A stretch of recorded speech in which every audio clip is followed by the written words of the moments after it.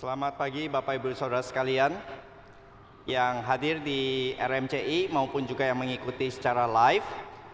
Selamat beribadah di GRI Pusat pada hari ini, dan saya mengundang Bapak Ibu Saudara sekalian untuk bersama-sama boleh bangkit berdiri. Kita akan mempersiapkan hati kita memasuki ibadah. Mari kita mempersiapkan dengan mengambil saat teduh.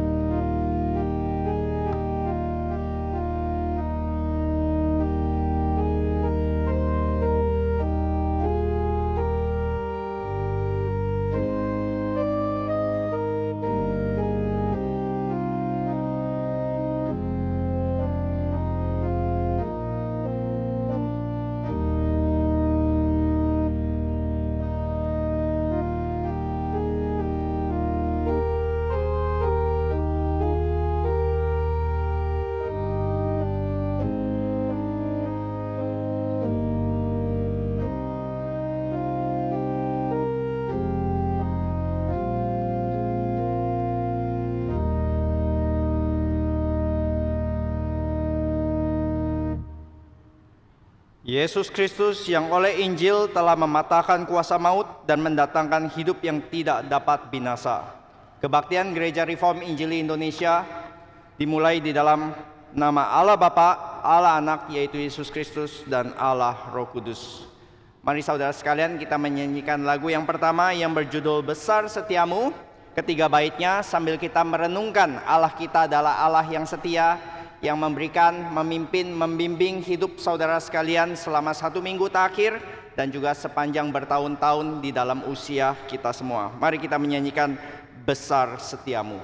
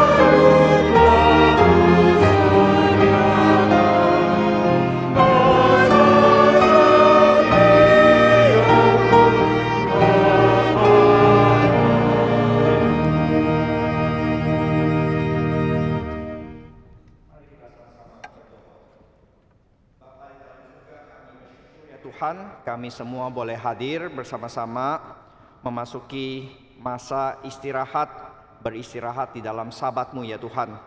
Biarlah kami sadar ya Tuhan, ketika kami boleh rutin datang beribadah bukan karena kesetiaan kami, bukan karena komitmen kami, tetapi karena kesetiaan-Mu lah yang mendukung dan menopang kami semua. Karena itu ya Tuhan, biarlah ketika setiap minggu kami boleh memasuki ibadah, kami boleh disadarkan tentang Tuhan yang setia. Dan kami boleh menyanyikan tentang kesetiaan Tuhan, kami merenungkan tentang firman yang terus dengan setia diberitakan kepada kami. Dan sekali lagi kami juga boleh menjadi saksi-saksi Kristus yang setia. Terima kasih ya Bapak, di dalam nama Tuhan Yesus kami sudah berdoa dan bersyukur. Amin. Silakan duduk sekalian, jemaat sekalian.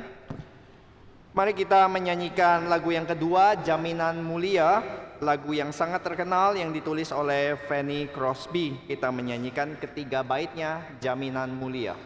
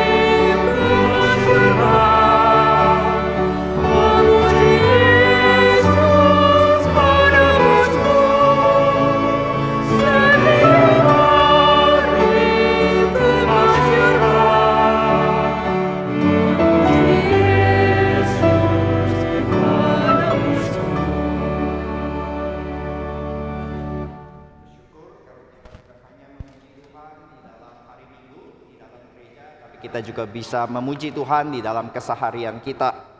Mari kita membuka Alkitab kita. Saatnya kita masuk ke dalam pembacaan Alkitab yang terambil dari Kitab Ratapan. Kitab Ratapan pasal yang ketiga, ayat yang ke-21 sampai yang ke-22 sampai ke-26, lalu dilanjutkan 31 dan 32. Saya akan membaca pasal 3 ayat 22, saudara menyambut dengan ayat ke-23 dan seterusnya sampai yang ke-26, lalu lanjut 31 dan 32. Demikianlah firman Tuhan, tidak berkesudahan kasih setia Tuhan, tidak habis-habisnya rahmat-Nya. Selalu baru tiap pagi, besar kesetiaan-Mu. Tuhan adalah bagianku, kata jiwaku, oleh sebab itu aku berharap kepada-Nya. Tuhan adalah baik bagi orang yang berharap kepada-Nya, bagi jiwa yang mencari Dia. Adalah baik menanti dengan diam pertolongan Tuhan. Ayat 31. Untuk selama-lamanya Tuhan mengucilkan. Karena walau ia mendatangkan susah, ia juga menyayanginya menurut kebesaran kasih setianya. Mari kita baca bersama-sama lagi ayat yang ke-24. 1, 2, 3. Tuhan adalah bagianku, kata jiwaku. Oleh sebab itu aku berharap kepadanya. Ya, kita akan melihat beberapa warta, Bapak Ibu Saudara sekalian. Beberapa warta yang kita akan tekankan di dalam hari ini. Kita akan melihat warta yang pertama, Bapak Ibu, kita melihat ada satu event yang sangat penting, yaitu minggu depan, yaitu ada HUT GRI yang ke-34. Kita akan mengadakan kebaktian gabungan bersama-sama tanggal 1 Oktober, berarti seluruh kebaktian hari Minggu, yaitu dari kebaktian pagi 7.30, 9.30, dan English service akan semua bergabung ke jam 9 pagi. Jadi harap Bapak Ibu memperhatikan supaya Bapak Ibu minggu depan tidak datang terlambat, karena akan dimulai jam 9 pagi kebaktian gabungan seluruh Jabodetabek. Yaitu kita akan bersama-sama mengucap syukur untuk penyertaan Tuhan atas gerejanya sepanjang 34 tahun ini. Jadi saudara, sekaligus juga mau mengingatkan bahwa mulai minggu depan seluruh kebaktian akan live streaming akan stop, maka kita akan bersama-sama mendisiplinkan untuk bersama-sama beribadah secara fisik. Namun tetap ada kebaktian live streaming, yaitu hanya untuk kebaktian satu yang Mandarin saja. Untuk mengingat banyaknya kebutuhan maupun juga jemaat-jemaat yang masih mengikuti dari tempat-tempat di luar Indonesia. Maka itu kebaktian live streaming mulai minggu depan akan menjadi full fisik. Bapak Ibu, kita juga akan melihat ada satu permohonan pemberkatan nikah dari pasangan. Mohon ditampilkan slide, yaitu dari Bapak Parulian Sitorus dan Ibu Happy Manurung, yaitu pada tanggal Sabtu 7 Oktober jam 9 pagi di Aula John Calvin di tempat ini. Jika ada keberatan atau masukan yang sah, silakan menghubungi Sekretariat GRI Pusat. Ibu Happy Manurung adalah vikaris sekaligus juga kepala sekolah SD di Sekolah Kristen Calvin. Kita doakan ini boleh menjadi pernikahan sesuai film-film Disney yang kita pernah nonton ya. They get married and happily ever after. Kita berdoa pernikahannya akan diberkati Tuhan dan mereka bahagia selama-lamanya. Yang berikutnya saudara, akan ada seminar dari Momentum, yaitu seminar tentang Institute of Christian Religion, 4 jilid buku yang menjadi magnum opusnya dari John Calvin, sekarang sudah diterjemahkan ke dalam bahasa Indonesia. Dan untuk memulai dari penjualan dari buku ini, maka Momentum akan memberikan satu seminar yang akan dipimpin oleh Pendeta Sucipto Subeno, Institutio Dignitas Kehidupan Kristen, pada tanggal 28 September, dan hari Kamis ini jam 9 sampai selesai, dan saudara bisa mendaftar di link yang tertera di slide di sana. Dan seperti biasa kita akan melihat beberapa acara rutin di dalam streaming Reform Injili. Saudara bisa melihat dari hari Senin sampai Kamis ada streaming yang akan diberikan oleh Pendeta Stephen Tong, yaitu pesan Kristus kepada 7 gereja dalam kitab Wahyu. Lalu disambung dengan Sabtu ada Kapin Palembang, kebaktian penginjilan yang saudara bisa sharingkan linknya kepada saudara-saudara yang belum mengenal Kristus. Lalu saudara, satu hal yang kita ingin menjadi penekanan, yaitu ada satu acara event yang sangat besar, yaitu Global Convention yang akan dimulai dari tanggal 2 sampai 5 Oktober. Saudara, event besar ini adalah event internasional yang sebelumnya yang lalu adalah diadakan di Kuala Lumpur, yaitu KL 2020, dan itu baru mulai setelah itu COVID segera merebak, sehingga selama 3 tahun ini cukup vakum dan kembali dimulai, dan kali ini kotanya diadakan di Jakarta. Jadi saudara, seperti KL 2020 ada beberapa dari kami yang pergi terbang ke Kuala Lumpur untuk mengikuti, harus bayar tiket, harus bayar penginapan dan yang lain-lain. Dan bagi saudara yang tinggal di Jakarta ataupun yang di kota-kota lain yang lebih mudah untuk mengikuti, saudara jangan lewatkan kesempatan ini. Akan ada beberapa pembicara-pembicara internasional yang akan menghadiri juga, dan saudara pasti akan mendapatkan berkat. Kita doakan juga banyak dari peserta-peserta dari negara-negara sekitar yang mungkin mengalami kesulitan, terutama dalam negara China. Kita melihat berita dari KL 2020, ada beberapa dari mereka yang setelah pulang dari Kuala Lumpur, beberapa dari mereka diinterogasi dan dipersulit. Karena itu mungkin mereka juga akan mengalami kesulitan untuk datang kali ini. Ada beberapa dari mereka yang saya dengar kabarnya belum mendaftar karena mereka sangat-sangat khawatir.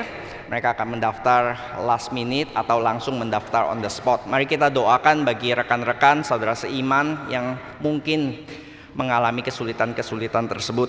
Kita doakan lebih banyak yang mendaftar. Dari Jakarta sendiri, maksudnya dari Indonesia, dari dalam negeri sudah ada sekitar hampir 1.900 yang mendaftar. Dari luar negeri sudah hampir 1.000 yang mendaftar. Jadi kita doakan di minggu-minggu terakhir ini saudara yang tidak ada kesulitan untuk cuti dan bisa mengikuti, bisa mendaftar segera mungkin. Yang terakhir adalah ada berita duka cita, yaitu saudara kita Bapak Wiseman Hareva yang biasa lebih dikenal sebagai Bapak Pak Wima meninggal dunia pada tanggal 22 September di usia 50 tahun.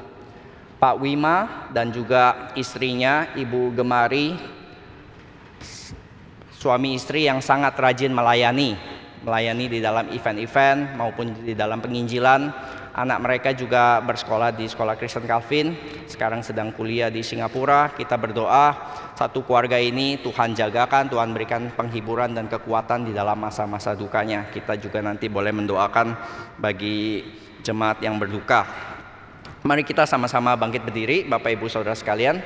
Kita akan berdoa untuk dua pokok doa. Mari kita sama-sama bersyukur untuk penyertaan Tuhan bagi gereja Tuhan di tempat ini setelah sepanjang 34 tahun. Kita juga berdoa bagi setiap dari kita, semakin Tuhan berikan kesetiaan, Tuhan juga pertumbuhkan iman kita, kesetiaan kita di tengah-tengah masalah yang kita hadapi. Kita boleh belajar semakin bergantung kepada Tuhan, boleh menjadi saksi Kristus yang semakin setia. Mari kita sama-sama berdoa. Bapa dalam surga, kami bersyukur ya Tuhan untuk kesetiaan Tuhan yang terus menopang, memberikan anugerah cinta kasih-Mu kepada setiap dari kami ya Tuhan. Kami boleh merayakan ulang tahun yang ke-34 menjadi bukti bahwa Engkau adalah Allah yang terus memimpin setiap langkah di dalam gereja ini. Bapa, kami berdoa Tuhan jangan biarkan kami menjadi berpuas hati, menjadi tidak lagi bergantung kepada Tuhan, tapi biarlah kami boleh menjadi gereja yang semakin dewasa, semakin belajar bergantung, semakin melihat pimpinan Tuhan, anugerah Tuhan. Tuhan, jangan biarkan kami menjadi gereja yang hanya melihat ke dalam, tapi juga yang membagikan berkat keluar, berbuah semakin lebat dan semakin berakar di dalam firman-Mu. Terima kasih ya Bapa, Tuhan pakai juga gereja-gereja lain yang merayakan ulang tahun yang berbeda-beda, biar mereka juga merasakan pimpinan tangan Tuhan yang nyata di dalam setiap tahunnya. Terima kasih ya Bapak, di dalam nama Tuhan Yesus kami berdoa. Yang kedua, kita berdoa untuk Global Convention. Kita berdoa ini boleh menjadi event yang menyatakan pemerintahan Kristus atas gerejanya di sepanjang zaman. Kita berdoa untuk rekan-rekan yang mungkin mengalami pergumulan, kesulitan dalam menghadiri maupun juga di dalam hal cuti maupun biaya. Kita berdoa tidak menjadi halangan untuk setiap orang boleh mengikuti event ini. Mari kita sama-sama berdoa. Bapa dalam surga, kami serahkan ya Tuhan apa yang sudah direncanakan, yang sudah di-planning oleh panitia. Kami berdoa anugerah-Mu bagi kekuatan-Mu, ketelitian bagi panitia yang menyiapkan semuanya ini, bagi mereka yang masih melakukan humas, bagi mereka yang masih merencanakan semua acara dengan detail. Tuhan, kami mohon anugerah-Mu bagi mereka. Kami juga berdoa bagi peserta yang mengalami kesulitan, yang mungkin juga terintimidasi, biar mereka juga boleh mendapatkan kesempatan, mendapatkan berkat. Melalui acara ini kami berdoa untuk setiap pembicara, baik Pak Tong, Richard Pratt, dan rekan-rekan yang lain. Mereka juga Tuhan berikan kuasa-Mu ya Tuhan, agar menyampaikan isi hati Tuhan kepada setiap dari kami. Terima kasih ya Bapa, kami serahkan semua ke dalam tangan-Mu. Kami serahkan acara ini boleh menjadi acara yang menjadi berkat bagi kerajaan Tuhan. Terima kasih ya Bapak. Mari Bapak, Ibu, Saudara sekalian, kita menutup setiap rangkaian doa kita. Kita berdoa sesuai yang diajarkan oleh Tuhan Yesus, doa Bapa kami. Bapa kami yang di surga, dikuduskanlah nama-Mu. Datanglah kerajaan-Mu, jadilah kehendak-Mu di bumi seperti di surga. Berikanlah kami pada hari ini makanan kami yang secukupnya, dan ampunilah kami akan kesalahan kami, seperti kami juga mengampuni orang yang bersalah kepada kami. Dan janganlah membawa kami ke dalam pencobaan, tetapi lepaskanlah kami daripada yang jahat, karena Engkaulah yang punya kerajaan dan kuasa dan kemuliaan sampai selama-lamanya. Amin. Silakan duduk Bapak Ibu Saudara sekalian. Kita akan menyanyikan lagu yang ketiga. Dan kita akan menyanyikan bait yang pertama dan kedua. Setelah itu akan ada choir yang mempersiapkan hati kita masuk ke dalam firman Tuhan. Kita menyanyikan lagu yang ketiga, bait yang pertama dan yang kedua. Oh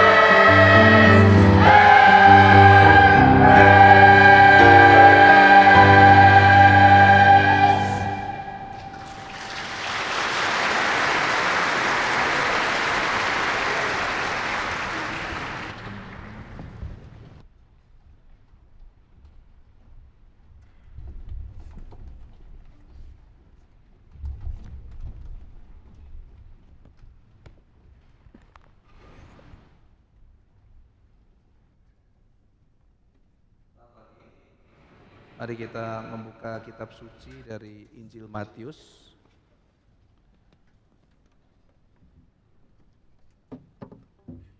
Kita akan membuka Matius pasal ke-13.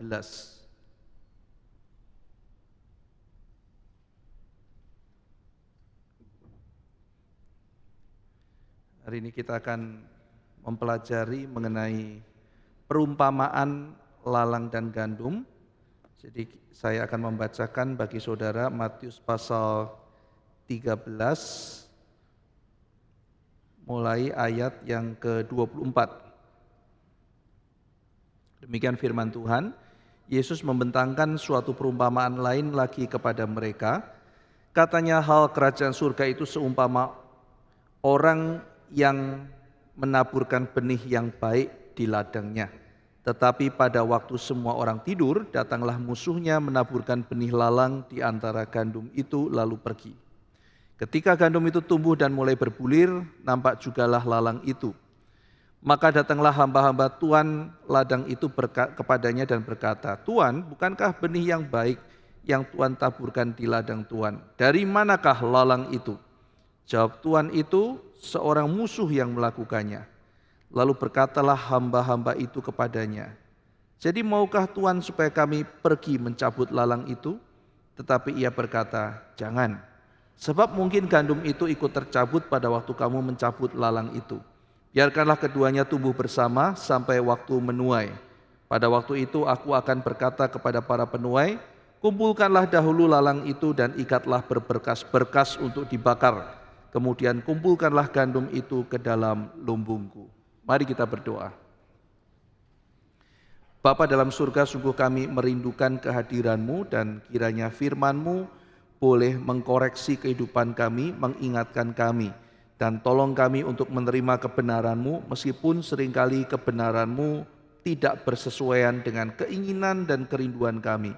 Biarlah kami boleh belajar menaruh kerinduan kami, menaruh keinginan kami kepada kebenaran firman-Mu. Tolong koreksi hidup kami dan tolong kami hidup taat sesuai dengan kehendak-Mu.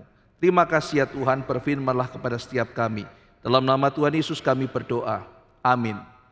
Saudara, dalam perumpamaan penabur, Yesus menjelaskan mengapa tidak semua orang bereaksi positif terhadap kerajaan Allah. Kalau kerajaan Allah itu datang, kenapa tidak banyak pada saat itu orang yang terpesona dengan kabar baik itu? Kenapa ada yang menolak? Kenapa ada yang melawan? Kenapa ada yang mengatakan Yesus kerasukan setan? Bahkan keluarganya menganggap dia gila. Maka melalui perumpamaan penabur, Yesus menjelaskan bahwa tidak di semua tanah benih itu berbuah. Namun di dalam tanah yang suburlah benih itu akan bertumbuh dan benih itu akan menghasilkan buah. Saudara, lalu kemudian Yesus mengkoreksi pikiran orang-orang di zaman itu yang memikirkan bahwa kerajaan itu ketika datang, maka segera kemuliaannya itu akan bisa dilihat. Pada zaman itu ada kerajaan Romawi yang besar dan megah, jauh lebih besar, jauh lebih megah daripada kerajaan yang kelihatannya ditawarkan oleh Kristus.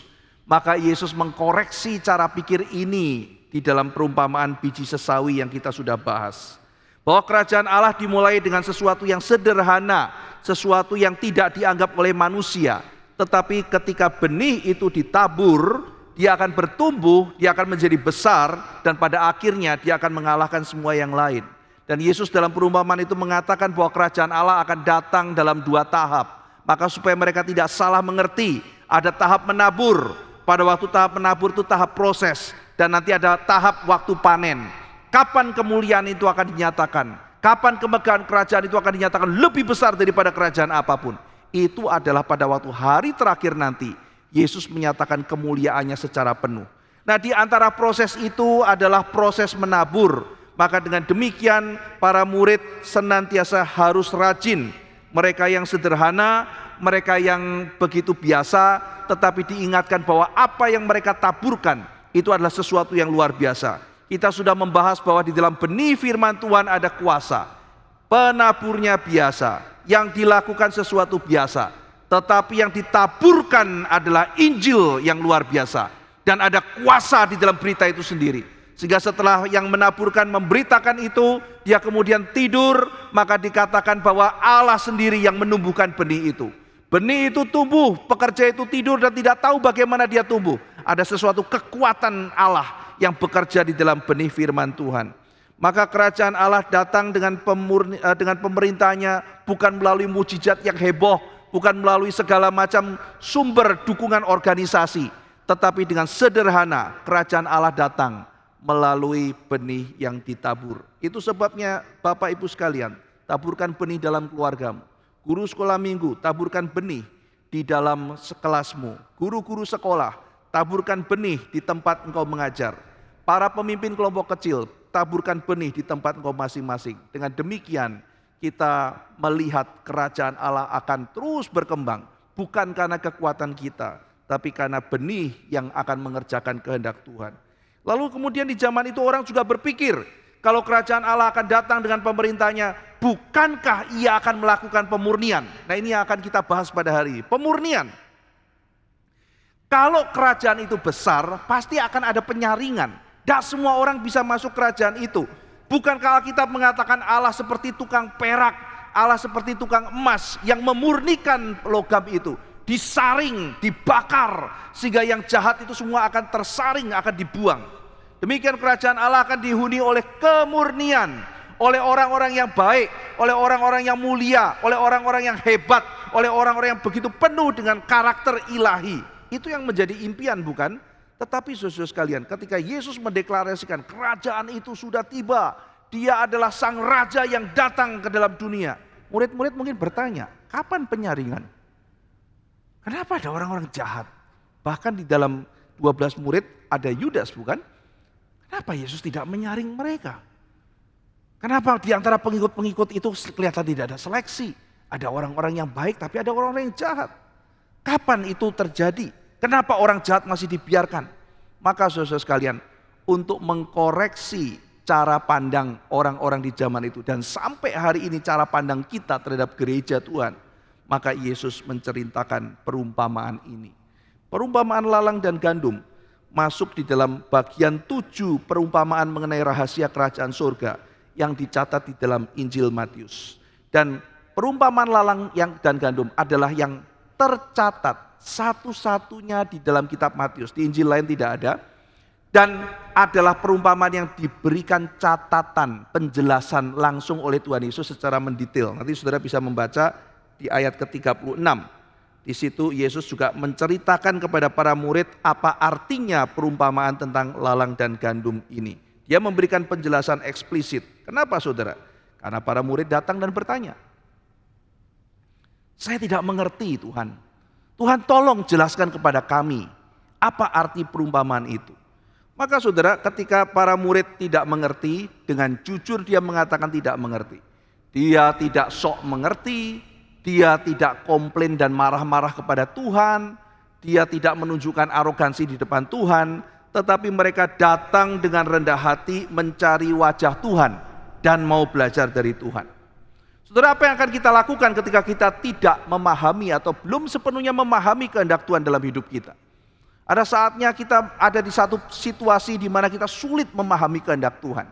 Kita mau maju ke depan tapi seolah-olah ada kabut tebal yang menghalangi. Saya tidak mengerti Tuhan apa kehendakmu. Saya tidak mengerti Tuhan pimpinanmu seperti apa. Tapi saudara sekalian, seringkali dalam kondisi seperti itu orang tidak rendah hati.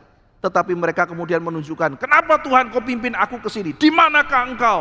Maka dengan kalimat-kalimat yang seolah meninggikan diri, maka manusia mau menggurui Tuhan, mau memerintah Tuhan, berani marah kepada Tuhan. Saudara sekalian, Tuhan menjawab pertanyaan para murid. Ketika para murid mengatakan, jelaskanlah kepada kami perumpamaan tentang lalang di ladang itu. Murid-murid datang mencari dia. Dengan rendah hati bertanya, jelaskan pada kami guru, jelaskan kepada kami. Kami tidak mengerti. Saudara, apakah kita mau datang dengan rendah hati mencari wajah Tuhan dan berkata, oh Tuhan, aku tidak mengerti jalanmu. Aku tidak mengerti pimpinanmu. Tolong buat aku mengerti. Tolong buat aku rela. Tolong jelaskan kepadaku apa yang harus aku lakukan. Bagaimana engkau menuntun hidupku? Bukakanlah kepadaku ya Tuhan, karena aku mau belajar daripadamu. Tuhan bersuka dengan mereka yang rendah hati mencari wajahnya, yang mau belajar darinya. Sekarang kita akan mempelajari mengenai lalang dan gandum, saudara.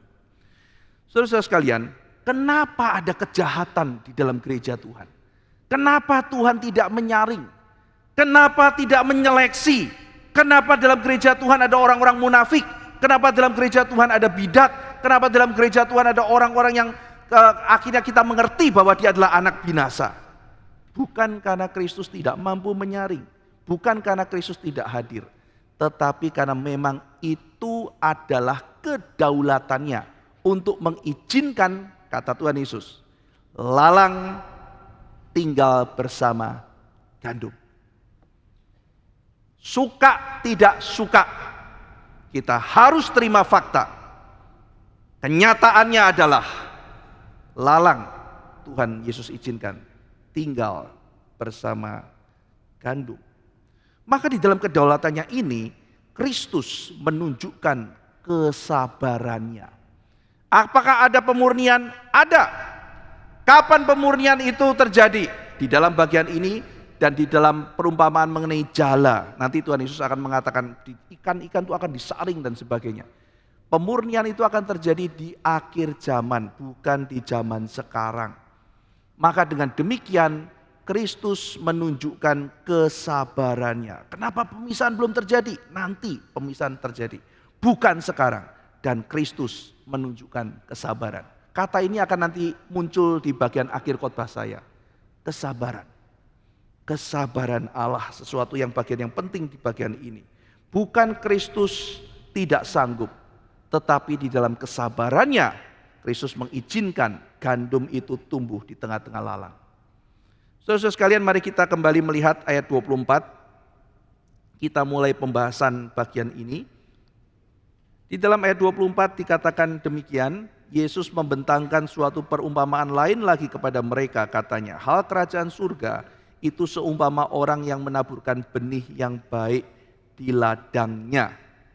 Nah, saudara, apa artinya? Saudara bisa melihat langsung di ayat 36 sampai 38. Kalau saudara membaca ayat 36, Yesus berkata, maka Yesus pun meninggalkan orang banyak itu lalu pulang. Murid-muridnya datang dan berkata kepadanya, jelaskanlah kepada kami perumpamaan tentang lalang di ladang itu.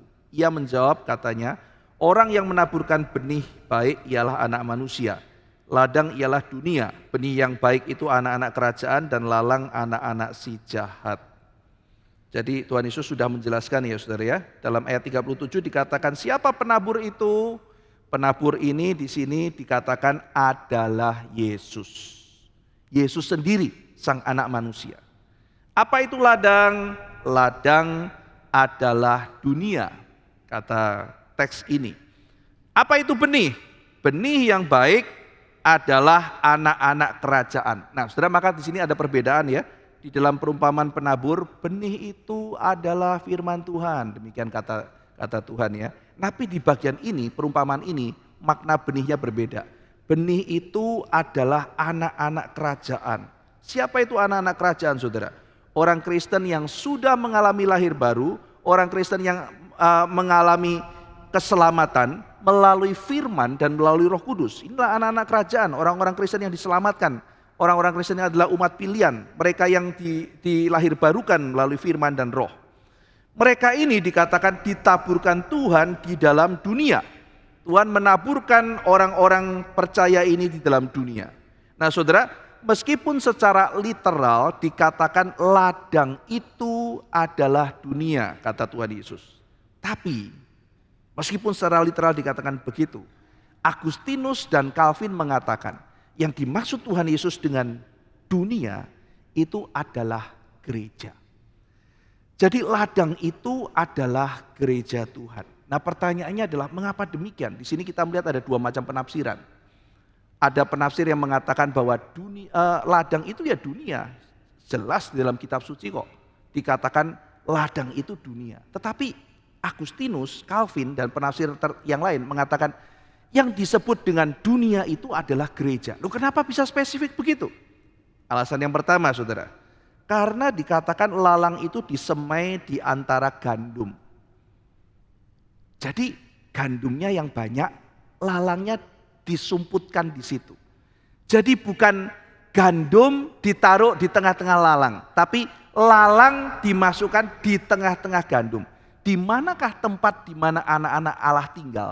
Di manakah tempat di mana perkumpulan anak-anak Allah lalu disisipkan adanya anak yang bukan dari kerajaan Allah? Ya di gereja, saudara.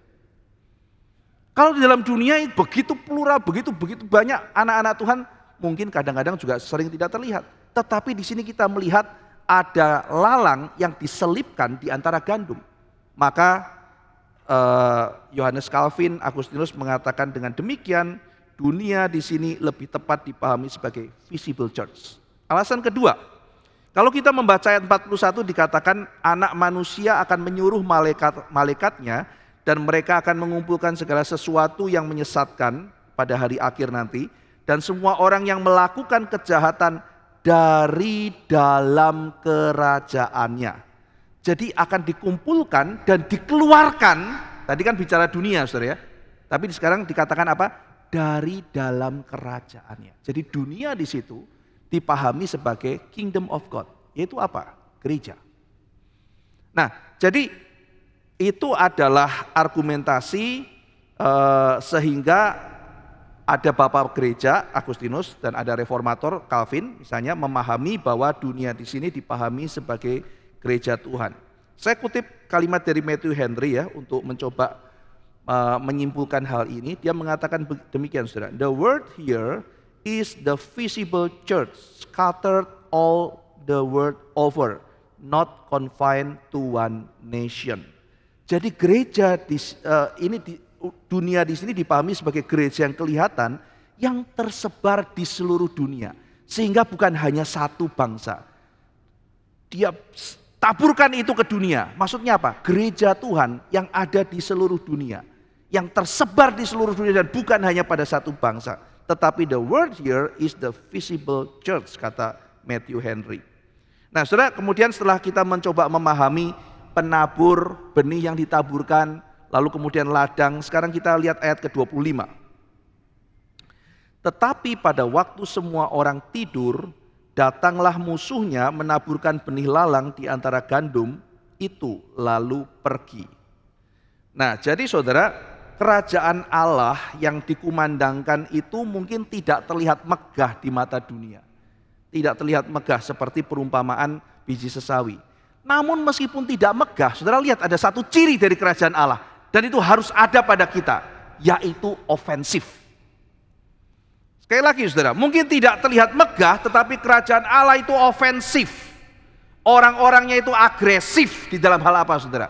Di dalam berjuang bagi kingdom of God.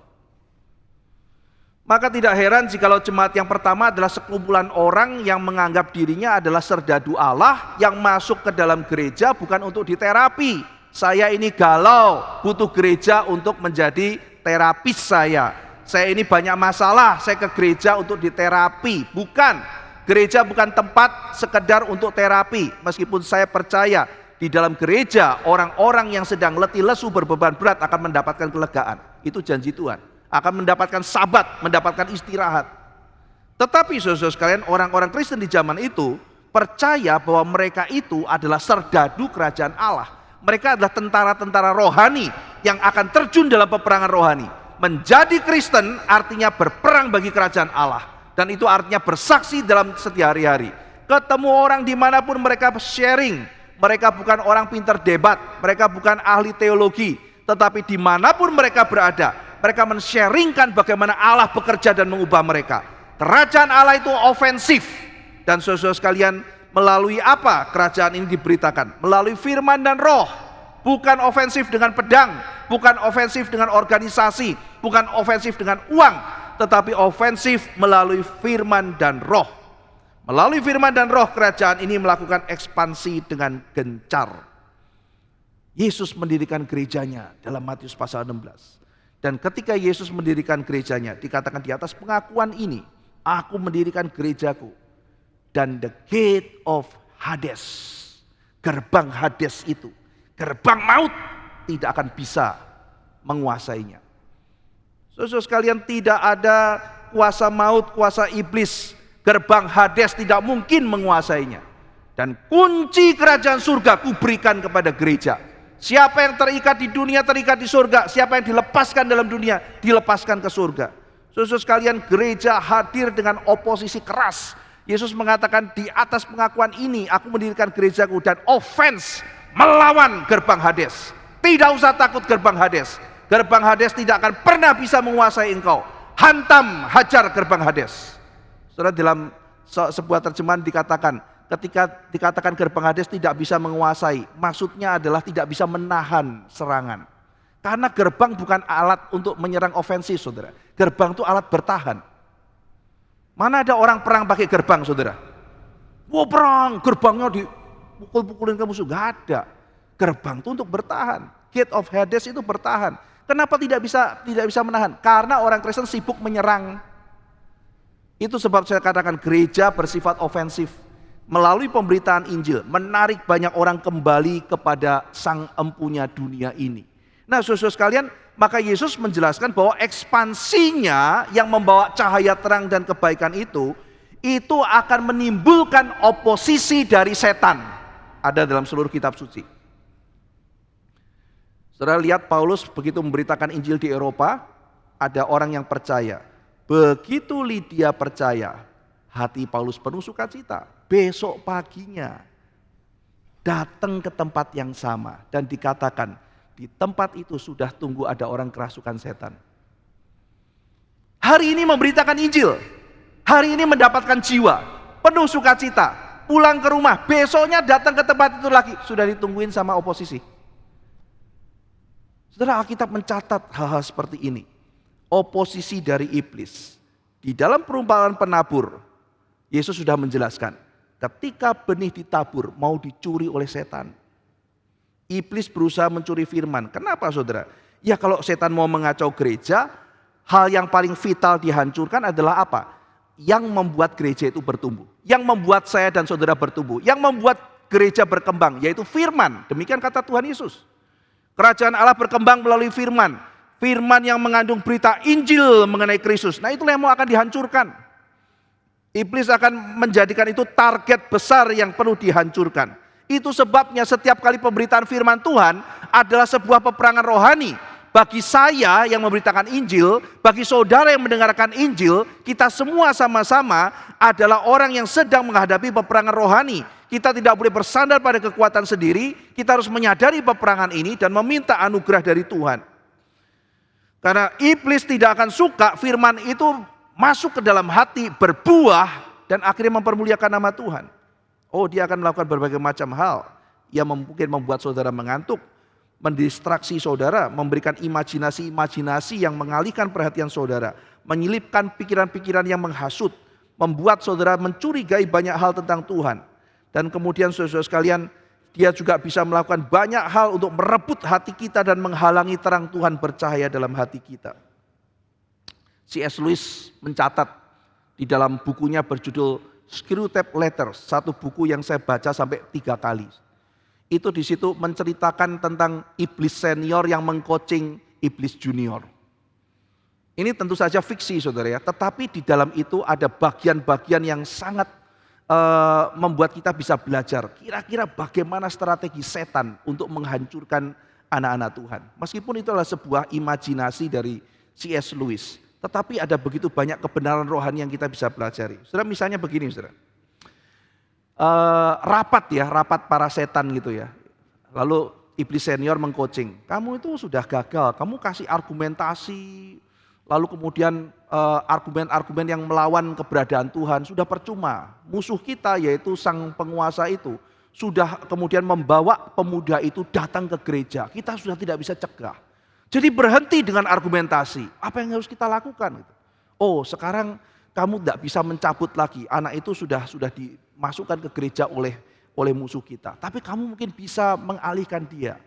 Misalnya berikan sebuah makan siang yang nikmat. Maksudnya apa, saudara? Datang dengar firman Tuhan, nggak bisa dicegah. Ya sudah, biar dia dengar. Dengar, wah puji Tuhan. Amin, luar biasa. Saya pulang akan lakukan. Belum sempat lakukan, ada makan siang, saudara. Makan, pulang lupa. Khotbahnya apa? Sudah lupa. Gimana mau melakukan? Khotbahnya sudah lupa. Mau renungkan apa? Sudah lupa kok. Nggak mau renungkan apa? Lalu kemudian di dalam kehidupan sehari-harinya, jangan lupa kasih sibuk sampai tidak ada waktu merenungkan firman Tuhan. Apa yang mau direnungkan, saudara? Apa yang mau dilakukan? Sudah lupa kok khotbah minggu. Maka buat dia terus berpikir, aku dengar firman, tapi nggak bertumbuh. Bagaimana mau bertumbuh? Di gap makan siang aja sudah selesai. Buat dia terus berpikir bahwa saya rohani. Buat dia berpikir bahwa saya dengar firman Tuhan. Tapi distraksi dia. Jangan sempat dia pikirkan firman. Apalagi melakukan. Buat dia berpikir bahwa dia sudah menjadi penuh dengan firman. Wah, saudara perlu baca buku itu.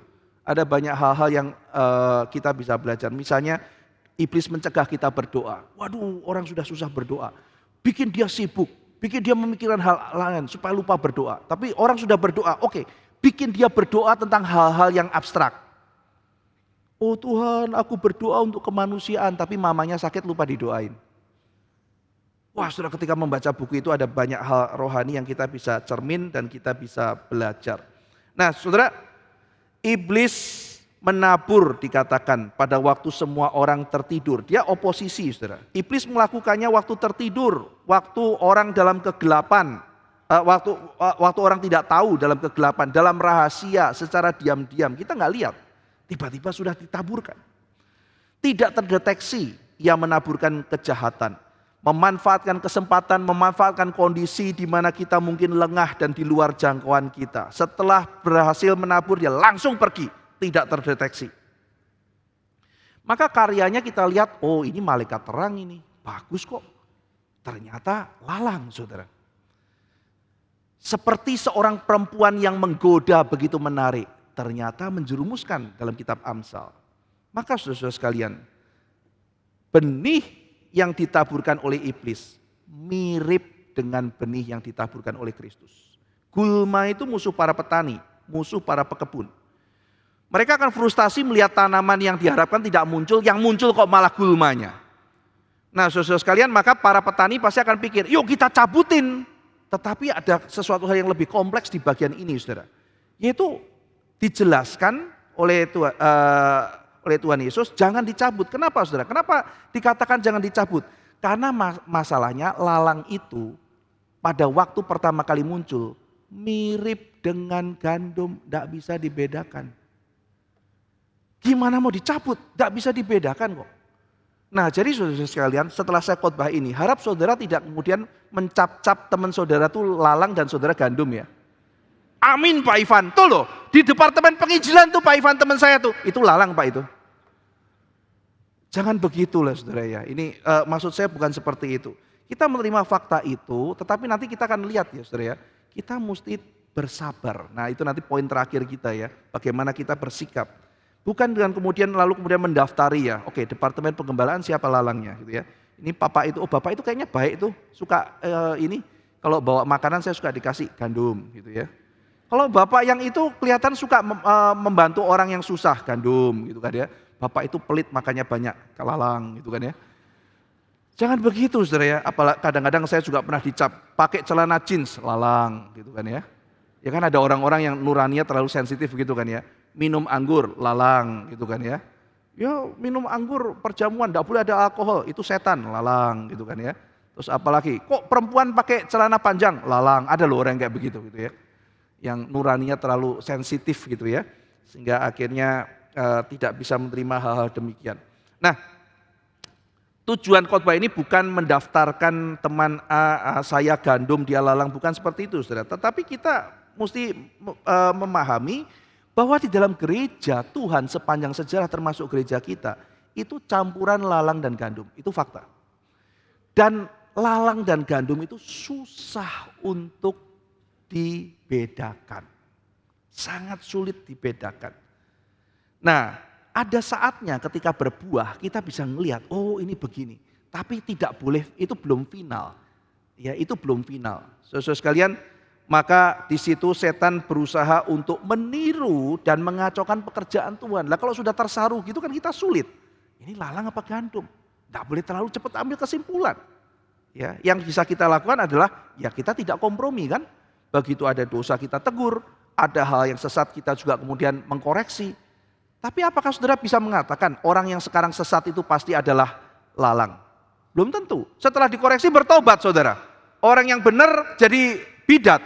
Ternyata siapa lalang siapa gandum tidak semudah itu. Wow, itu orang jahat Pak. Mari kita cap dia lalang. Kemudian 3 tahun kemudian bertobat. Jadi orang yang betul-betul melayani Tuhan. Sementara orang yang ngecam itu kemudian ternyata jatuh dalam dosa dan kelakuannya makin menakutkan. Akhirnya juga imannya tidak beres. Nah, sebenarnya siapa lalang siapa gandum? Tidak bisa terlalu cepat saudara. Maka gereja mungkin bisa menegakkan disiplin. Gereja bisa menghimbau hidup kudus. Tetapi tidak bisa gampang mengklaim ini lalang ini gandum. Itu sebabnya poin yang tadi saya katakan. Bukan untuk memberikan daftar lalang dan gandum. Iblis pintar meniru saudara. Dan tiruannya itu mirip dengan yang asli. Sehingga sulit untuk dibedakan. Ada orang yang datang mencari Kristus. Tapi ada yang bukan saudara.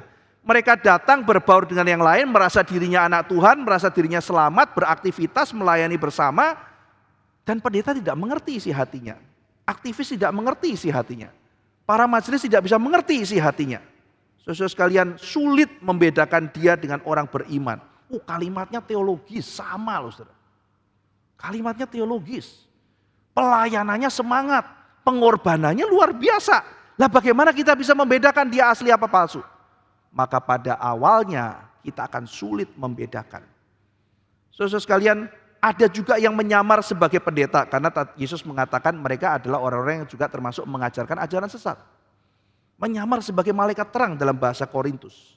Mirip dengan yang asli. Sehingga dengan demikian ada orang yang berpikir, kenapa ya Tuhan? Ada begitu banyak hal yang menyedihkan terjadi dalam gerejamu. Apa yang terjadi?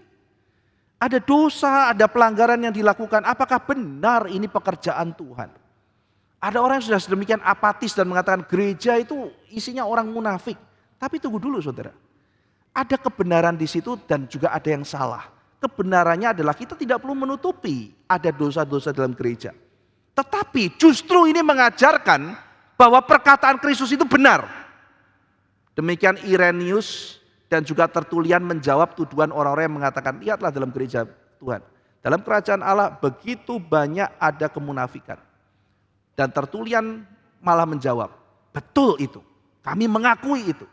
Di dalam gereja itu bukan murni seperti itu. Ada begitu banyak kemunafikan. Tetapi itu justru membuktikan perkataan Kristus itu benar. Saudara sekalian, karena ini pekerjaan Tuhan, dan Kristus langsung terjun, maka setan berusaha mengacaukan.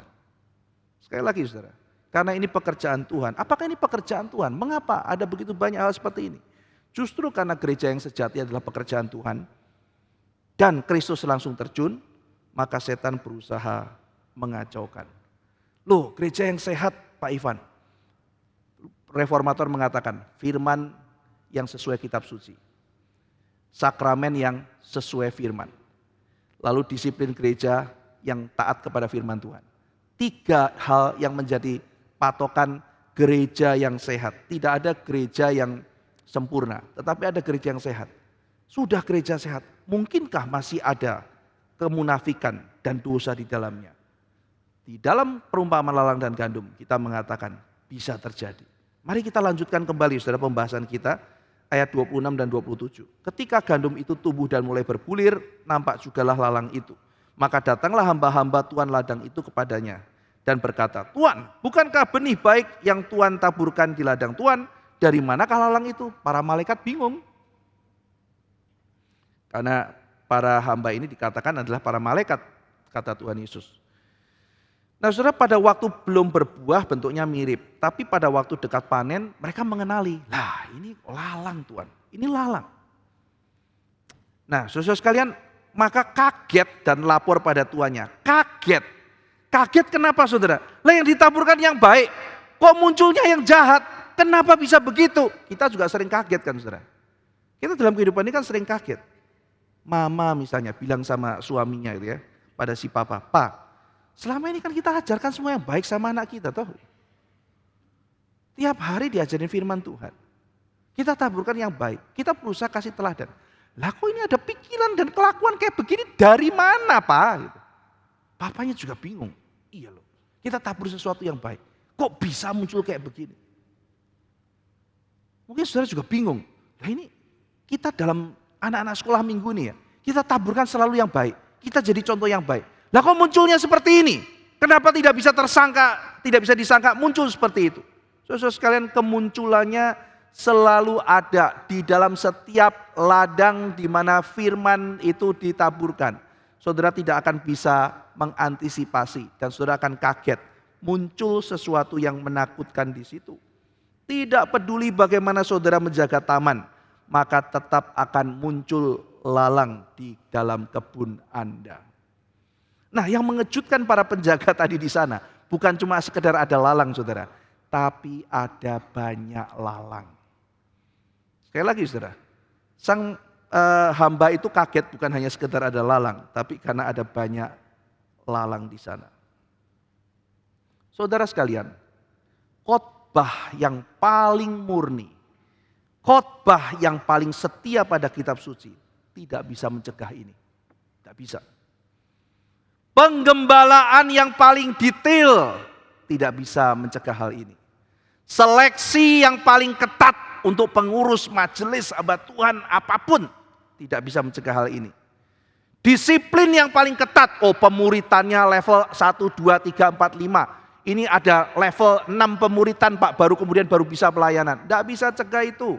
Programnya ketat, program keluarga, program untuk kaum pria, program wanita, program sekolah minggu. Semuanya ketat, tidak bisa seleksi saudara. Tidak bisa untuk mencegah lalang itu timbul.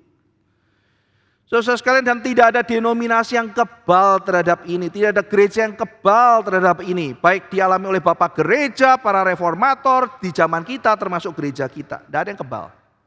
Ini firman Tuhan yang menyatakan. Dimanapun gereja Tuhan berada, tidak akan ada hanya sekumpulan gandum. Itu fakta.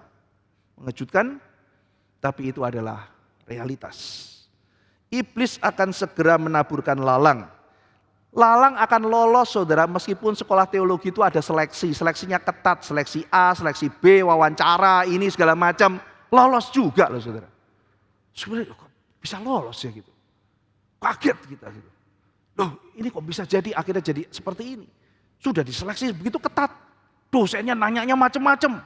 Diamati selama apa? Dikasih observasi setahun. Masih juga mungkin bisa kelolosan. Bisa aja terjadi saudara. Seketat apapun sebuah sekolah teologi melakukan seleksi. Lolos.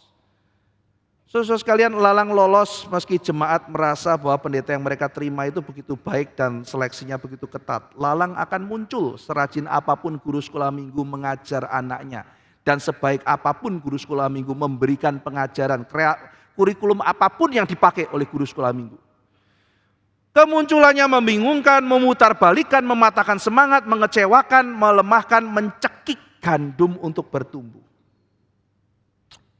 Mungkin iblis pikir gini saudara, ya sudahlah, kita nggak bisa lagi mencegah Tuhan sang empunya dunia ini menanamkan benih yang baik. Kita nggak bisa cabut, karena keselamatan ada di dalam tangan Dia. Dia menjaga umat miliknya. Kita tidak bisa mencabut kamu jadi tidak selamat, tidak bisa. Barang siapa di dalam Kristus, dia ada di dalam Bapa dan Bapa memelihara dia. Di dalam Kristus kita mempunyai jaminan keamanan. Bapa dan aku adalah satu, kata Kristus. Siapa bisa merebut kita dari tangan Tuhan yang luar biasa itu? Maka mungkin iblis pikir ya, saya tidak bisa menyabut keselamatan, tapi saya bisa menghalangi mereka untuk berbuah. Karena iblis akan menghalangi rencana Tuhan. Dan apa yang menjadi kehendak Tuhan? Apa yang disenangi oleh Tuhan? Tuhan suka kita berbuah lebat dan memuliakan nama Dia. Sekali lagi saudara, yang dikehendaki oleh Tuhan, yang menyenangkan Tuhan adalah kita berbuah lebat dan menyenangkan Tuhan. Dan ini yang mungkin akan diganggu. Oh ya sudah, saya akan bikin mereka tidak berbuah. Bagaimana caranya? Bikin mereka bingung. Kok gereja penuh orang munafik? Aku gak usah ke gereja. Nah, terputus dari ikatan orang-orang kudus. Lemah, tidak bisa bertindak. Lah kok kayak begitu? Yang penting aku baik-baik sendiri aja, gak perlu berkomunitas. Bagaimana bisa menjalankan tugas dalam dunia kalau tidak masuk ke dalam satu komunitas tubuh Kristus? Lalu kemudian membuat orang penuh kepahitan, penuh amarah, menjadi skeptis. Lalu kemudian membuat akhirnya gereja dianggap tidak penting. Sehingga orang tidak berkomunitas, orang tidak masuk dalam tubuh Kristus. Orang mempunyai satu image yang buruk, orang Kristen patah semangat. Ini bukan orang dunia, orang Kristen sendiri saudara-saudara sekalian, patah semangat. Lalu kemudian setelah itu tidak lagi melayani karena hilang fokus. Sibuk dengan segala macam image tentang gereja, sibuk mengenai apa yang dialami oleh diri, dan tidak lagi melihat fokus Tuhan. Kamu hadir untuk berkomunitas, kamu harus di-connect, lalu kemudian kamu grow, lalu kemudian kamu serve. Tidak ada lagi. Connect aja belum, gimana mau grow dan serve? Tidak bisa berbuah, sudahlah saya cekik dia. Supaya dia putus asa, supaya frustasi, supaya gondok, supaya kepahitan, tidak lagi melayani. Saudara sekalian, di dalam kitab Nehemia, pada waktu itu iblis memakai orang-orang untuk mengalihkan Nehemia dari tugas penting dari Tuhan, membangun tembok. Oh, dikasih banyak kerjaan-kerjaan yang kelihatan indah, tapi Nehemia tahu, ini strategi iblis untuk menghalangi saya. Dia disuruh pergi ke satu tempat namanya Ono. Maka ada satu artikel yang menarik. Nehemia say no to Ono. Gitu. Saya masih ingat artikel itu. Say no to Ono. Dia mengatakan no untuk ke Ono. Say no to Ono. Kenapa? Karena Nehemia mengatakan saya mau fokus pada panggilan saya. Kamu bisa membuat saya kelihatan sibuk tapi tidak fokus pada pekerjaan yang Tuhan mau saya kerjakan. Itu yang dilakukan oleh iblis. Membuat gandum itu penuh amarah, penuh kesulitan sehingga tidak bisa lagi berbuah lebat. Saudara jangan mau ditipu. Saudara jangan mau kemudian dicekik. Saudara jangan mau dicabut dari akar saudara. Saudara melihat justru gereja perlu kehadiran kita untuk bersama-sama bersekutu. Meskipun tidak sempurna, meskipun ada di sana sini kekurangan. Mari kita bersama-sama bekerja lagi untuk memuliakan Tuhan. Bekerja sama sebagaimana anak-anak Tuhan untuk memuliakan nama Tuhan. Wah, saudara sekalian, siapa di antara kita yang punya pikiran, saya mau jadi penatua, saya mau jadi majelis. Kita sudah masuk dalam pemikiran dunia yang kelihatan bijaksana tapi tidak sesuai firman Tuhan. Kalau pelayanan enggak usah pakai nama, enggak usah minta ini, enggak usah jabatan. Saya mah pelayanan enggak usah jabatan. Kelihatan rohani, saudara. Tapi coba saudara bayangkan semua orang seperti itu. Pelayanan itu tidak usah jabatan, tidak usah apa. Memang saudara baik, tetapi kebaikan yang tidak sesuai firman Tuhan. Dan hati-hati saudara, orang-orang baik seperti ini akan menghancurkan gereja. Kalau gereja itu isinya adalah lalang dan gandum, maka kalau ada orang yang betul-betul setia pada Tuhan dan melihat suatu ketika muncul setan merusak melalui gandum itu, maka melalui lalang itu, maka orang-orang sejati harus fight. Tidak boleh menyerahkan gereja kepada tangan-tangan yang tidak benar. Saudara sekalian, maka di sini peperangan adalah peperangan keluar, tetapi juga peperangan ke dalam. Aduh capek ya, kok ribut di dalam? Loh harus ribut. Lah kalau misalnya tidak ribut dikuasai yang jahat bagaimana? Ini doktrin gerejanya seperti apa? Saudara nangkep ya? Mari kita buang semua gereja teletabis itu ya. Gereja Barni teletabis yang semua berpelukan, semua senyum, tidak ada saudara itu. Itu bukan realitas. Loh kok gereja ribut terus? Lah gereja harus ribut kalau perlu ribut. Ini ada lalang, ada gandum. Tidak mau ribut, itu artinya semuanya gandum. Jangan ribut dalam gereja, apa-apa semua baik. Lah kalau itu situ lalang yang merusak, lalu kemudian orang ngajarin ajaran sesat, masa kita nggak boleh ribut saudara? Kalau ada orang yang dengan keserakahan mau menguasai, masa kita nggak boleh ribut? Jangan ribut di dalam, itu semuanya bijaksana yang kelihatannya manis tapi itu tidak sesuai firman Tuhan. Saudara, kalau ini benar bahwa gereja adalah mixture antara lalang dan gandum, maka orang yang betul-betul anak kerajaan harus menyadari ini dan tidak boleh menyerahkan gereja yang begitu penting kepada para lalang itu. Sekali lagi ya, jangan tunjuk teman lalang ya. Ya Pak, saya tidak akan menyerahkan ke dia. Ya, sekali lagi bukan begitu. Ya, kita masih belum tahu dia siapa. Tetapi tugas kita adalah setiap kali kita melihat ada dosa, jangan kompromi. Mari kita tegur baik-baik dan sebagainya. Tapi poinnya penting adalah mari kita aktif saudara. Alkitab mengatakan orang yang menghendaki jabatan penatua menghendaki jabatan yang indah. Di mana lagi ada pengajaran seperti ini? Apakah orang tua akan mengatakan, nak suatu hari apakah engkau mau jadi penatua? Ini ajaran Alkitab loh. Kok malah diajarinya, nak pelayanan enggak usah jabatan. Ya itu baik sih, tapi Alkitab mengatakan orang yang kepengin, yang menghendaki jabatan. Ayo, kepengin pun enggak loh, ini ajaran Alkitab. Orang yang menghendaki penatua, menghendaki jabatan yang indah. Bukan karena dia akan mendapatkan keuntungan, tapi karena di dalam jabatan itu, dia akan berbuah, memberikan hidupnya, berkorban bagi Kristus. Karena zaman itu menjadi penatua tidak mudah dan harus siap menghadapi penganiayaan. Saudara, mari kita ajarkan firman Tuhan dan bukan bijaksana kita sendiri. Aku ingin menghendaki Tuhan jabatan yang indah. Bukan karena aku mau dimuliakan, tapi karena aku mau berkorban.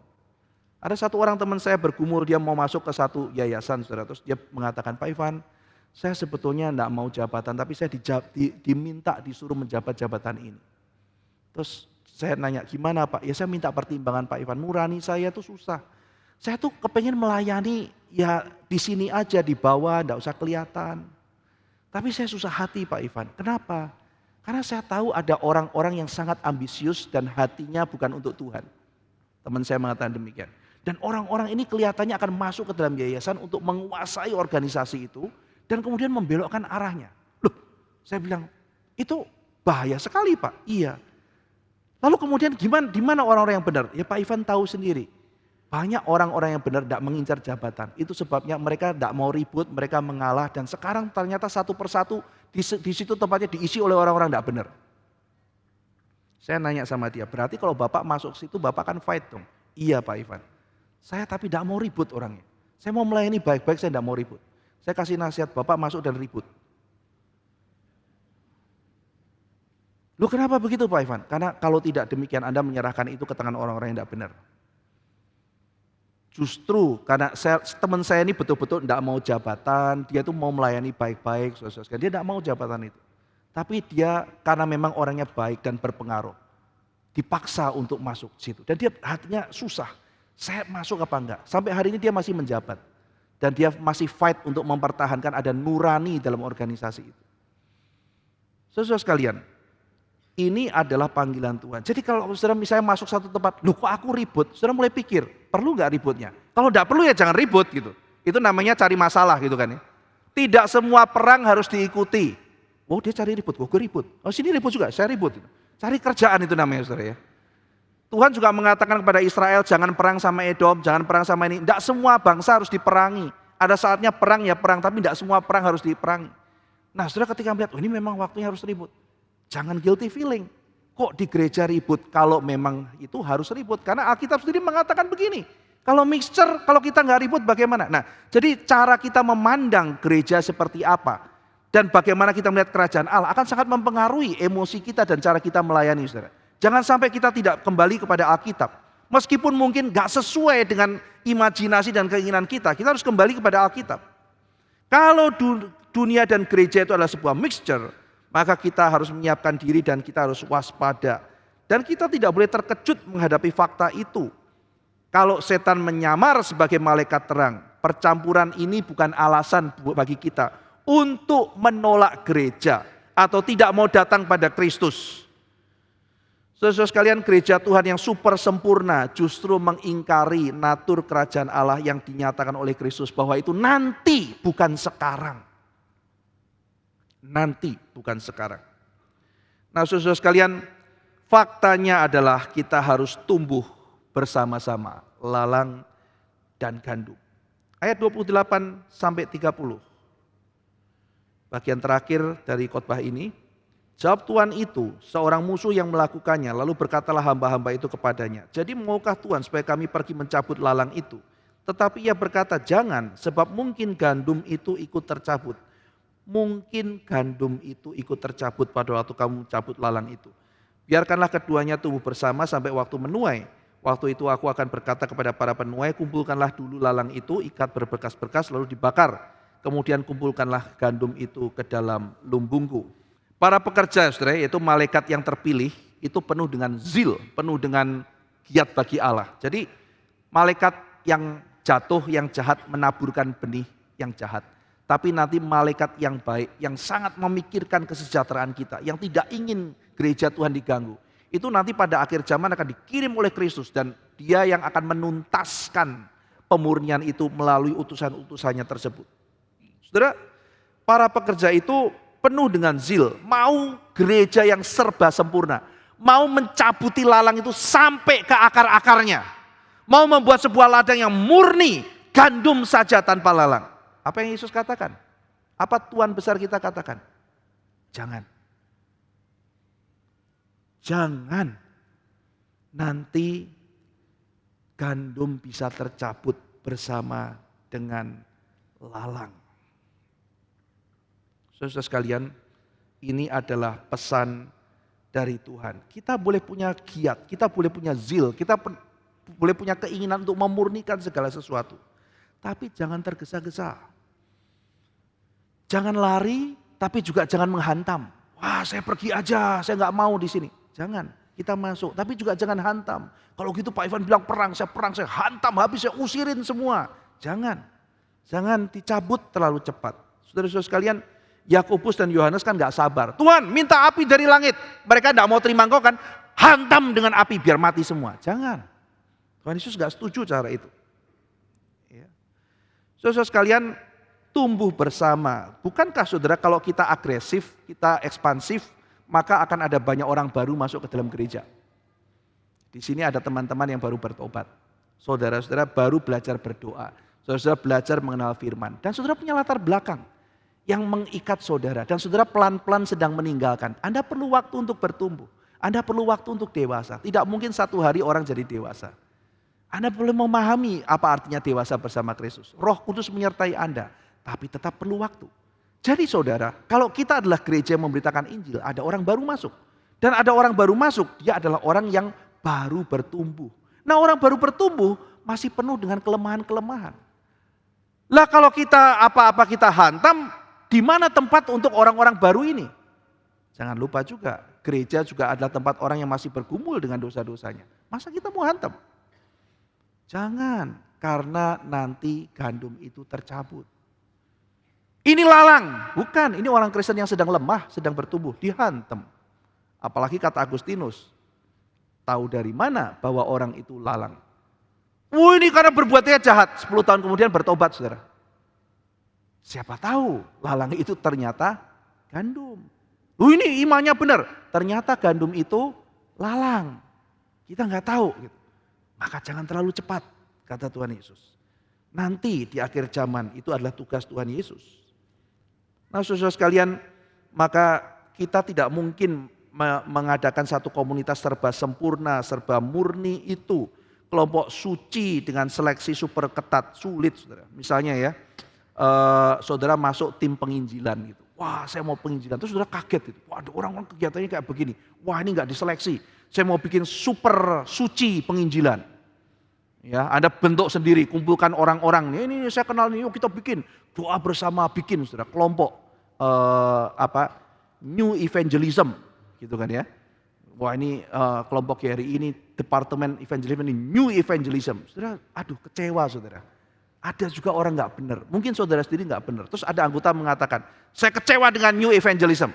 Saya akan membuat kelompok baru. Saya keluar dari sini, membuat Next Evangelism.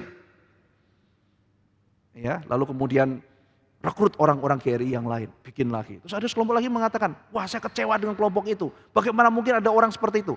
Bikin evangelism next level. Ada yang gak setuju, bikin evangelism to be continue, gitu kan ya.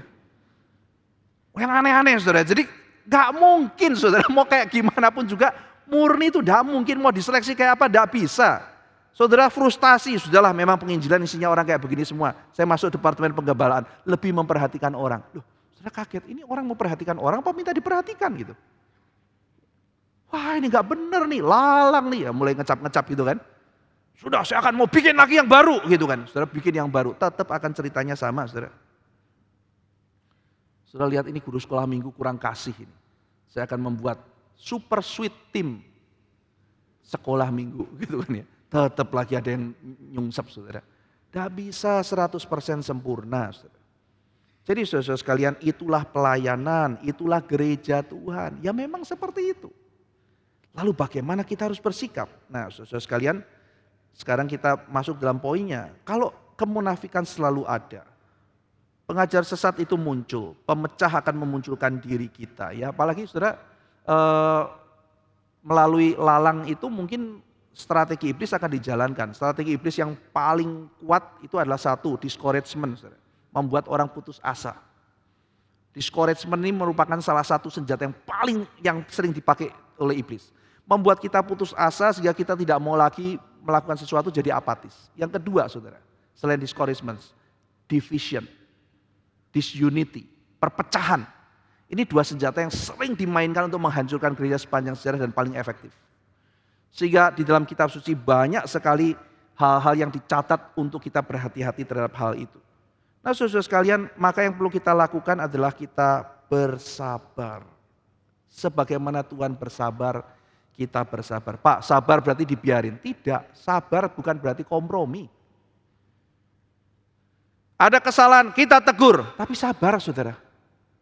Buang Pak, buang, jangan gitu. Tegur. Masih mau di situ, kita ingatkan. Jangan dibuang, ditegur, digembalakan, dicintai. Orang jahat kok dicintai Pak, yaitu. Maka Thomas Aquinas mengatakan, pada waktu ada orang jahat di dalam gereja, maka orang-orang yang baik akan bertumbuh karakternya.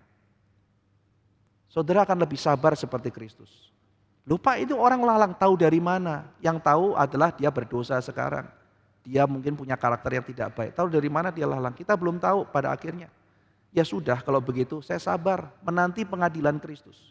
Saya mengasihi dia. Kalau dia bersalah kita tegur dosanya, tapi jangan kita buang dia. Ya memang gereja ada seperti itu. Siapa tahu dia memang benar-benar lalang, kita tidak tahu. Ya. Nah, saudara sekalian, maka dengan demikian kesabaran tanpa kompromi. Aquinas mengatakan, kita mendapat kesempatan untuk bertumbuh dalam kebaikan. Sebaliknya, orang-orang yang jahat, Tuhan beri kesempatan untuk belajar dari orang-orang yang baik di dalam gereja. Satu hal yang sangat indah yang terjadi, saudara sekalian. Ini adalah kebenaran. Meskipun mungkin bagi sebagian kita, hal ini mengusik kita. Tuhan, aku rindu sesuatu yang sempurna. Aku rindu sesuatu yang murni. Aku rindu sesuatu yang baik. Tetapi kenapa seperti ini? Tetapi ini adalah fakta yang Tuhan Yesus hadirkan. Tuhan mau memakai gereja seperti kita. Gereja yang penuh dengan kelemahan. Tetapi ada kebenaran. Gereja yang membutuhkan pertolongan Tuhan senantiasa. Tetapi diberikan tanggung jawab yang besar. Gereja yang diberikan yang begitu rapuh. Tetapi diizinkan untuk berbuah lebat. Maka kita menghidupi paradoks ini. Kita bersyukur pada Tuhan, kita mengakui kelemahan kita, dan kita terus bertumbuh dengan tidak patah semangat. Saya berharap setelah mendengar khotbah ini, saudara mulai memikirkan dan berdoa, Tuhan, saya tidak mau patah semangat lagi.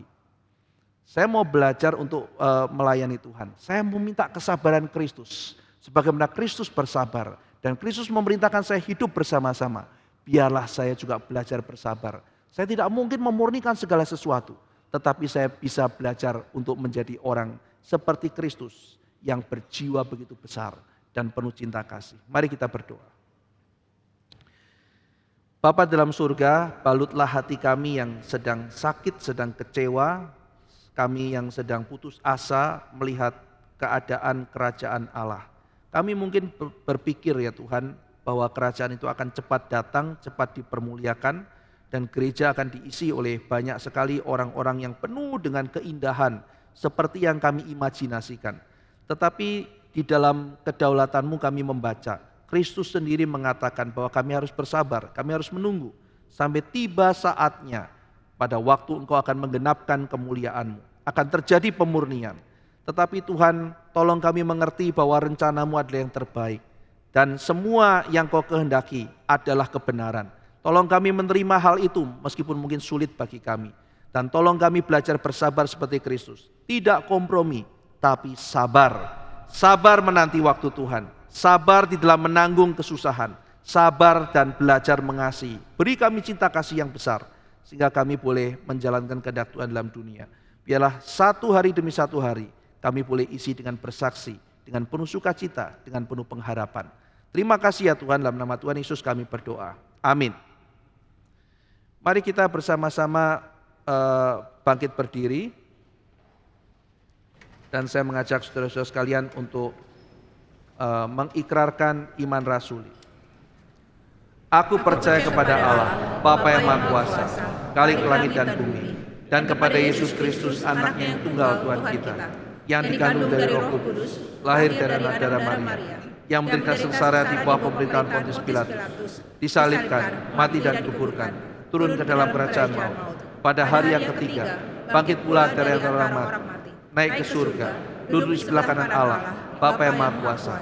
Dan dari sana ia akan datang untuk menghakimi orang yang hidup dan yang mati. Aku percaya kepada Roh Kudus, gereja yang kudus dan am, persekutuan orang kudus, pengampunan dosa, kebangkitan tubuh, dan hidup yang kekal. Amin. Silakan duduk. Sebelum kita masuk di dalam pujian berikutnya, kita akan menyaksikan satu klip mengenai Global Convention yang segera akan diselenggarakan.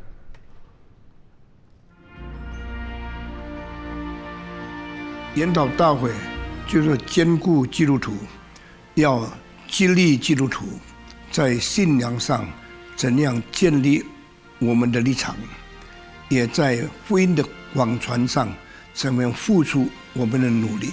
这个研讨会的主题是一个很特别的主题，就是末世基督在全世界的掌权。这个题目是告诉我们，这个世界的掌权者有一天会换人，而且最大的、最强的、最真的、最永恒的一位将要来临，统治全世界。圣经告诉我们，一切的政权都是从上帝而赐下来的。为什么要把政权赐下来呢？因为人心败坏，道德沦落，所以整个社会需要有个统治的，也就是上帝给他权柄来管理所有百姓的人。但是凡是治理百姓的人都没有做好的榜样，以至于最后呢，一定是自己的政权慢慢损坏，自己的政权慢慢就失败的收场。亲爱的弟兄姊妹们，当我们对政权失望的时候，已经再没有办法领受他给我们统治所带来的幸福，所带来的真理，所带来的保障的时候，那我们只能从内心的深处对上帝盼望，愿你的国降临，就是上政权的赐予者，万有的主宰，我们的上帝发出来。因为除了上帝，没有任何一个权柄能够动摇世界的政权，所以我们盼望那永不动摇、永不震动的国，以及那国的君王，有一天早早来到，代替这世界的权柄，代替世界的掌权者。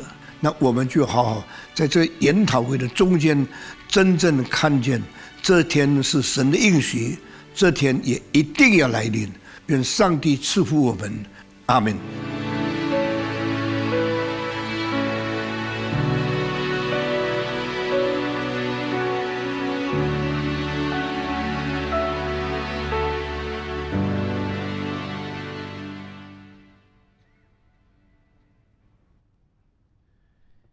Mari kita kembali memuji Tuhan. Kita akan menyanyikan lagu nomor 4 dan kita akan memberikan persembahan.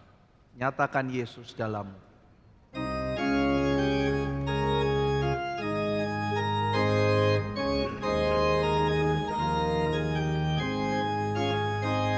Di dunia yang penuh jangan antara sesamamu, hiduplah saudara karena nyatakan Yesus dalammu, nyatakan Yesus dalammu, nyatakan Yesus dalammu.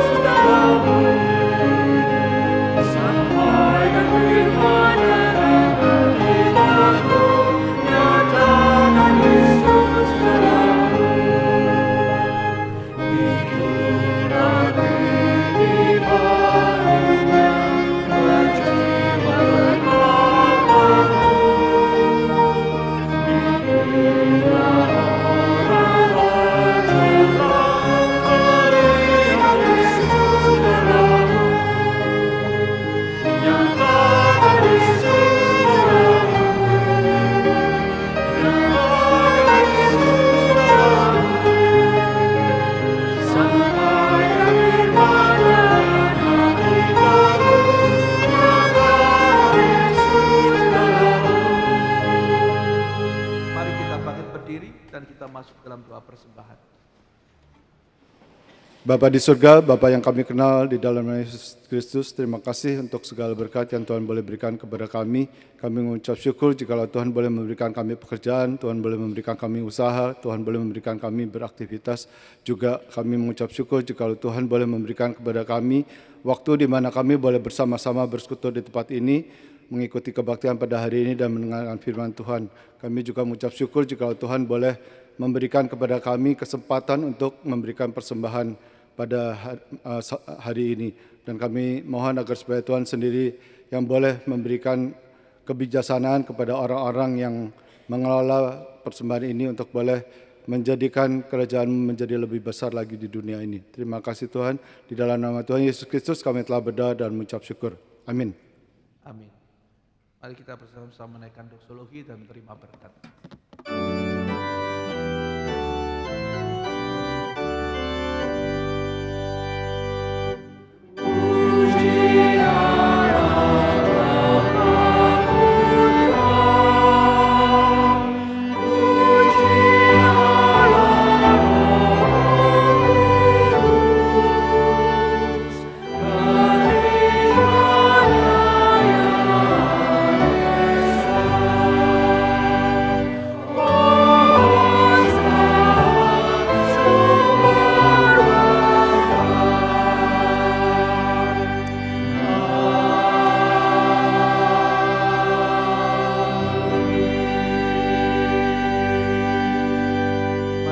Oleh Tuhan, arahkanlah hati dan hidupmu kepadanya, dan biarlah engkau pulang dengan membawa berkat dari Allah Tritunggal.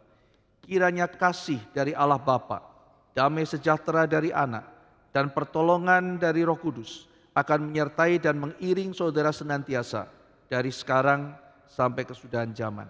Amin.